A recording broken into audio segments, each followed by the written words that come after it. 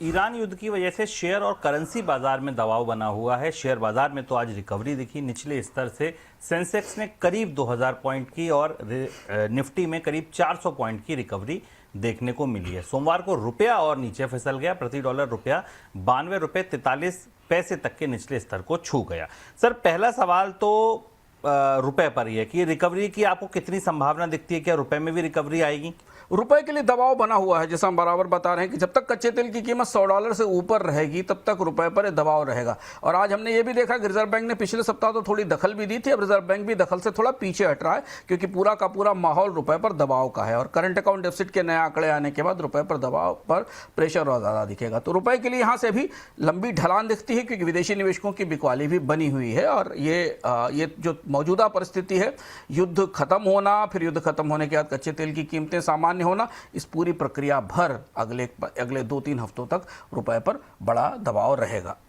Sir, बाजार में आज एक रिलीफ रैली देखने को मिली, ये कितनी टिकाऊ और कितनी मजबूत दिख रही है आपको? बाजार की रैली पूरी तरह टेक्निकल दिखाई देती है फंडामेंटल की जगह। एक ही बाजार के लिए अगर आप फंडामेंटल देखें तो फंडामेंटली एक चीज जो बाजार को दिखाई दी, जहां से आप मान सकते हैं क्योंकि संकेत है, क्योंकि डोनाल्ड ट्रंप को दुनिया के कोई देश मदद करने को तैयार नहीं है हॉर्मुज खोलने के लिए, तो बाजार का इंटरप्रिटेशन था कि शायद डोनाल्ड ट्रंप आने वाले दिनों में किसी शांति समझौते पर, सहमति पर राजी हो जाए। और अमेरिका की तरफ से पिछले 48 घंटों में 1-2 बार संकेत भी दिए गए कि ईरान की तरफ से शांति की कोशिश की गई है।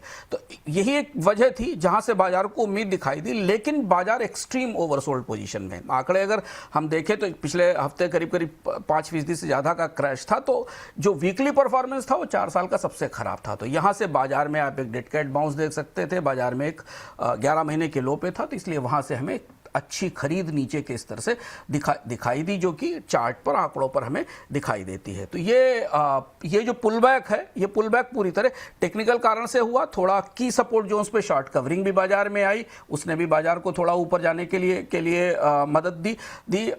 कई सारे स्टॉक्स के वैल्यूएशन बहुत कंफर्टेबल पे थे। विदेशी निवेशक तो नहीं थे, पर देशी निवेशक पैसा लिए बैठे थे खरीदारी के लिए, उनको ये गिरावट एक बाइंग का अच्छा मौका मिली। तो टेक्निकली अगर आप देखें तो बाजार में ये technical bounce back, technical pull back हमें आता दिखाई दे रहा है। लेकिन हाँ, लंबे समय के लिए ये रैली टिकाऊ होगी, इस बात पर निर्भर होगा कि अगले 24 से 48 घंटों में पश्चिम एशिया का युद्ध किस दिशा में जाता है।